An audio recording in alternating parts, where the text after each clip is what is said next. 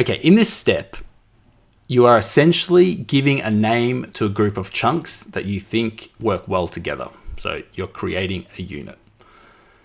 This is an optional step, but it is useful because you are creating a block of related chunks. So to create a unit, you click unit, and I might create a unit called a binary unit. You create it, there it is there. Now, you click on units, and then down the bottom right, you want to add in your chunks.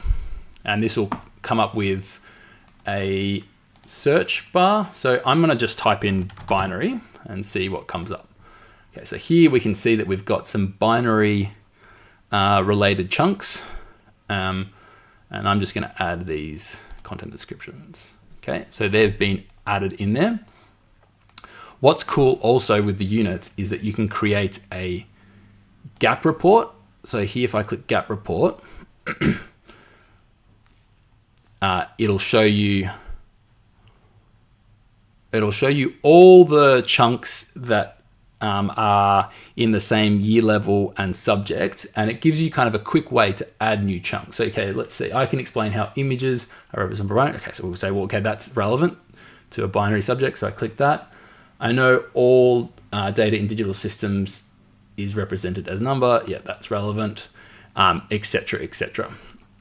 This is also useful because if I go back, if I add in another unit, let me just call this coding.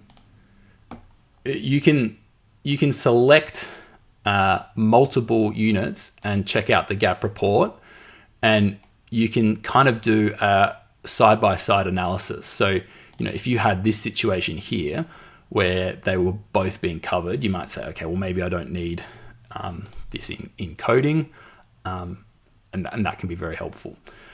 You also have, so if I go into, maybe not that one, I'll go into binary. You also have this implicit report, and this is when, so this is what is being implicitly covered. So if you teach this content, then you are implicitly covering these general capabilities. And if you are covering a cross-curriculum priority, that would also come up here.